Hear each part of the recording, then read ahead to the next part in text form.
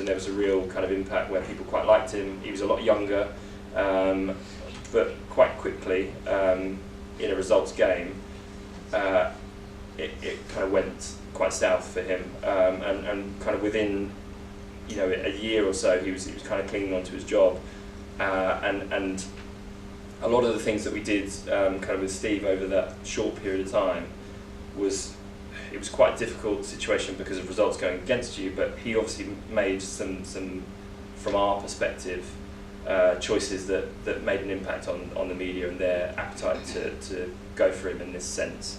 For the Sun to splash you on the back page like that, calling him the donut, needs to leave, the job. It was really quite personal, vitriolic stuff from the media, and it did translate, as you can see in the back page of the Star, into quite vitriolic abuse from the supporters in the stadium. There was a lot of times when he refused to engage with the media, walked out of press conferences, didn't kind of keep his cool in the same way that he needed to throughout it.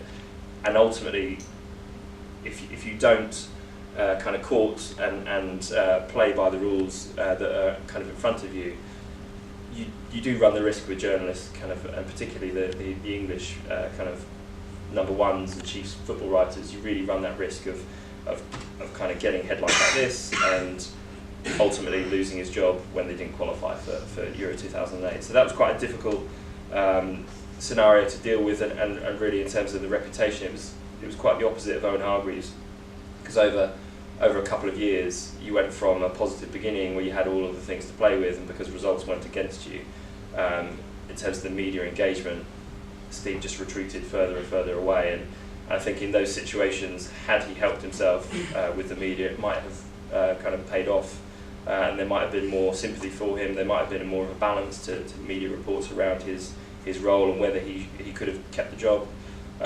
You think of situations with Roy Hodgson in Brazil in the World Cup. There was a lot of sympathy simply because of the media engagement that he had during that tournament, and I think other managers kind of losing 2 games and going out of the group stage of the World Cup might have lost their job at that point. So I'll also talk a little bit about Euro 2012, a little bit more detail in terms of how we engaged with the media and what we wanted to achieve with the team. It was obviously, we just appointed a new manager. We had the backdrop of the John Terry situation, where he effectively had the captain's armband taken off him by Fabio Capello, and there were some off-field issues around his presence in the squad and Rio Ferdinand and whether the two could be in the same squad. So around this tournament we had a bit of a blank kind of slate in terms of what we could do to really kind of improve the image and the reputation of the team, and that's something that we worked really hard on within the PR team to come up with a plan almost from the middle of May when Roy picked his squad through to that first game against France in kind of June the 7th. And a lot of that was engagement. There was Armed Forces Day at Wembley. We invited all the kind of the military kind of regimes to come and access the training session, really kind of sign autographs, pose with the players. They had lunch with them at the Grove as well that afternoon. And a kind of key part of our stay in Poland was really understanding the culture of the country we were going to. I think in previous tournaments the squad had been kind of accused of not understanding or engaging with the local culture, a bit South Africa, in kind of Germany World Cup. This time we made a commitment to go to the Auschwitz Birkenau site, take the majority of the squad, and that was precipitated by a visit from one of the Holocaust survivors to the Inn Hotel before we flew out to Poland. And we'll come on to a little bit of the commercial kind of input that we have from I think all sports has it, and I think it's a growing kind of issue within PR and marketing, and how you balance that kind of commercial incentive around a team. But on the way out to Poland, we stopped at the Vauxhall site before we flew out from Luton, and got the whole squad with all the staff of that Vauxhall plant to kind of pose with the newest car that they'd kind of about to release before the tournament. Those were kind of one of the commitments that we had for our commercial sponsors. Umbro was another, And we held a golf day where we invited sections of the media like Ian Wright, Adrian Charles. A lot of the football writers came and played golf with the team. They were sponsors and competition winners. And a lot of those kind of things we hadn't ever done before as an England squad. We hadn't really opened that access up, and it really did make a difference going into the tournament, the positivity that we had around the team that we hadn't really seen in previous major tournaments. There was a lot more media engagement kind of from the players. I think that is one of the key factors when you do, if you pick up a newspaper and whatever sport you follow, there's always going to be a balance of objective opinion from the journalists involved. But I think there will always be a greater positivity to those people that engage and actively go and open themselves up to speak to the media. And I think that the point that we always make to players when, for whatever reason, they dislike a certain individual or they dislike a reporter or a journalist, ultimately that's the biggest way that they can communicate with the supporters, the fans, and filling a stadium or kind of getting people attracted to watch a game on TV.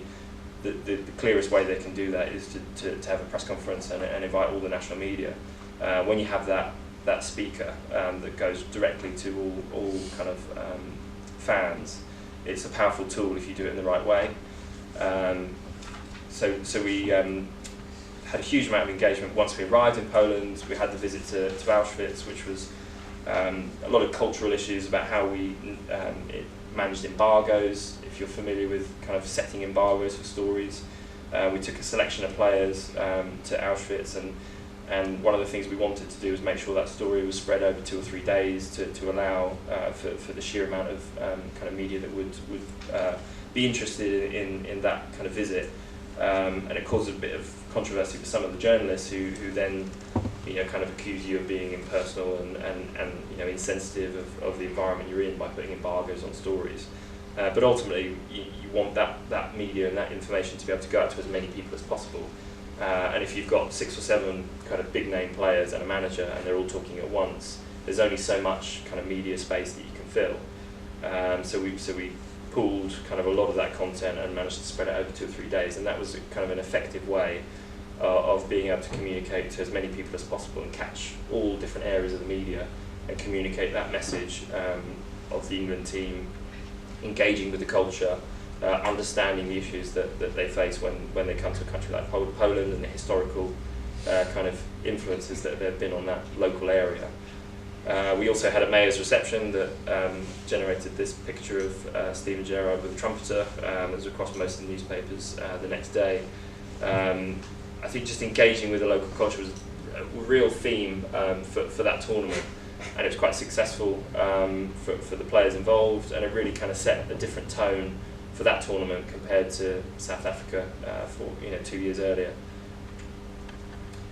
I mentioned commercial kind of concerns, and I mean obviously I'll come on to them a little bit as a broadcaster from Sky's perspective, but at the FA we were never far away from a commercial demand or kind of a request from whether it be Umbro, Nike, all the different kind of sponsors that we had on that roster. It was a difficult kind of managing or juggling act for being able to get that balance right, because ultimately there's only so much that fans will take, and fans will kind of accept these commercial messages, and also the media in engaging with them. You provide them with access to players, access to kind of our stories, and trying to get those commercial messages in national newspapers and on broadcast. It's something they're not really familiar with. It's not something they necessarily accept lightly. I think a bit like the royal family and the BBC, I think the England team is kind of seen as one of those things that it's the country's, we own it, we have free reign to talk to it and interact with it, and I think the media and the journalists kind of have that view of the England players, and I think that's something we have to balance when coming from a commercial world. We're going to land an exclusive interview with Wayne Rooney, and it needs to have X amount percentage of it talking about Nike or talking about Umbro. And from an editorial point of view, if you're a sports editor, if you're a journalist, the premise of an interview needs to have a news hook. It needs to be interesting for the readers, and it needs to be impartial, balanced. It can't have just commercial references right the way through it, and it's quite an interesting kind of area to look at. From a journalistic point of view, whether you're going to become a reporter, a journalist, or from the PR side point of view, because there'll be KPIs, key performance indicators. If anyone doesn't know the acronym. ROI, return on investment. These are all kind of Siobhan Sharp, perfect curve kind of terms that they would use. They would have a set demand as to what they would get out of a campaign around Umbro, or a campaign around Lucozade or Nike. And from the other side of the spectrum, if you're a journalist, you just want to talk to the player, you just want to talk to the manager, you just want to understand what the news story is, what kind of is relevant, and what the readers or your audience or viewers or listeners are going to be interested in. So achieving that balance, whichever side you work on, is quite interesting. And the access that you get within football now, and I'm sure this is